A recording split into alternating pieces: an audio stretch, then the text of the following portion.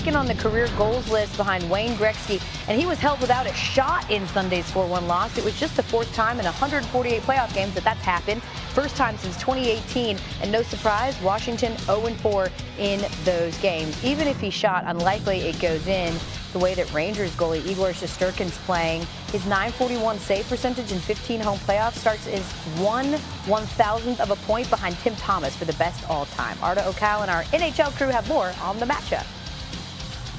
Elle, thank you very much. Here with Mark Messier and PK Subban. Game 1 was a 4-1 victory for the New York Rangers. Top of the hour. Game 2 at the world's most famous arena between the Rangers and the Capitals. And you really look at Alex Ovechkin in game number 1. 0 shots. PK, what does he got to do in game 2? Well, it's not just about him. It's the Washington as a whole. Spencer Carberry's done a great job all year getting this team going. Big part of the reason why they're in the playoffs. And it starts in their own zone. You want to get Ovi going? Starts with your breakouts. They're missing some regular defensemen. They got young guys on this team. They got to come out of they got to come out of their zone with pace, with speed. That'll lead to more offense. There's a Rangers' best player right there. After a disappointing playoffs last year, he didn't sit well with him. It stung a little bit, and I think it stung the whole team. And he went to the offseason, thought long and hard about what he needed to do to change his game, and he did this year with an amazing season, breaking records all over the place. But here we are in the playoffs.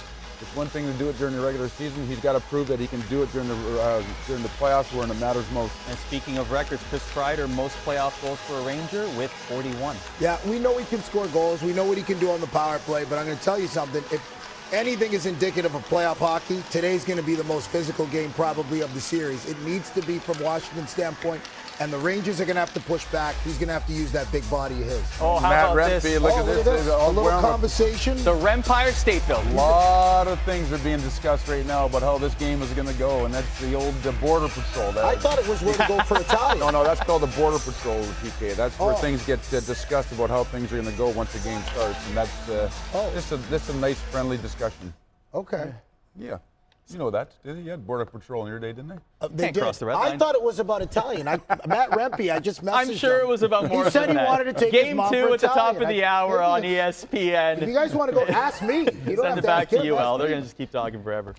Just cut him off. I mentioned it, Shesterkin hasn't allowed more than 2 goals in 10 straight home playoff starts, longest streak by any goalkeeper in 22 seasons. Caps Rangers 10 minutes away. But let's go back to the NBA, right? Following the Nuggets win last night, home teams perfect, 11-0 this postseason. That's actually tied for the 3rd longest home win streak to begin a postseason in NBA history. Home teams won 15 straight to begin the 1990 postseason, 13 straight back in 2004. Hey, Joe. Joe Fortenbaugh, our sports betting analyst, is back with us with his pick 6, as he tends to do. Give me some NBA bets that you like tonight. Start with game 2 with the Pacers and Bucks. We're going to go with the Pacers here. Money line, we're not even going to worry about the spread, although, let's be honest, it's not exactly a monstrous spread here, so that's not a big statement. I think Indiana was just overwhelmed by the moment in game 1, so we got ourselves a classic buy low spot here. Think of it like this. Indiana was -1.5 in game 1. They lost on the road just like everybody else did. Now we're readjusting it 3 points to -1.5 the other way. A bit dramatic. I don't see Dame going nuclear in the first half again, so we buy low on the Pacers. Speaking of which, their team total is 111.5. We're going to bet over on that, which means we need at least 112 points from Indiana. They shot 39% in game 1. Worst shooting night in 83 games this year. They were 21% from deep. 6th worst shooting night in 83 games this year. Translation, outlier performance. I see them getting hot against a team where this season they put up big numbers against this Bucks defense. Game 1 was an outlier. Number 3.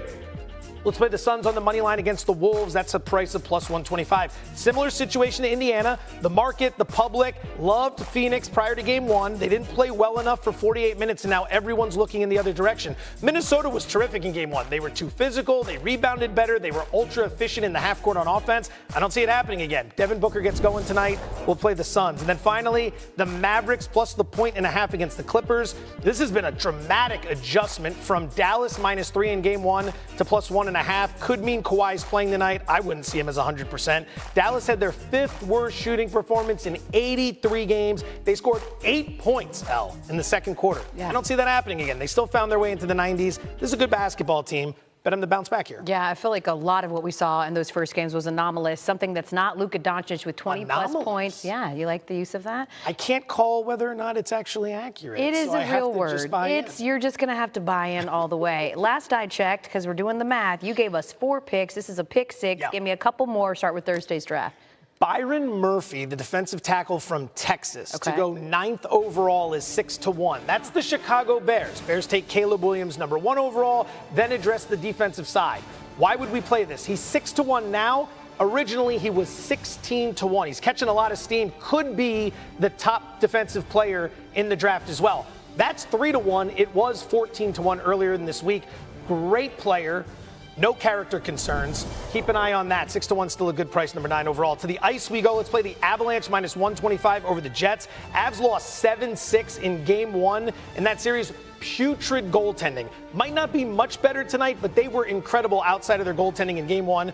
Outshot Winnipeg 46-23. They were 2 for 2 on the power play. They scored 6 goals, but that's lost in the shuffle because of their poor goaltending. I think it improves. I think they bounce back. They even the series up. Okay, I'm going to hope that you improve a little bit on just your phonics. And if you want, I will not use big 10-letter words like anomalous. I'll just say things like wacky. It was zany what happened in those first-round games, Joe Fortenbaugh. Thank you. Speaking my language. You know what's bananas? Artemi Panarin snapped a career-long 9-game goal drought in the playoffs in Game 1, and he scored in each of the last 3 home games against the Capitals. We're closing in.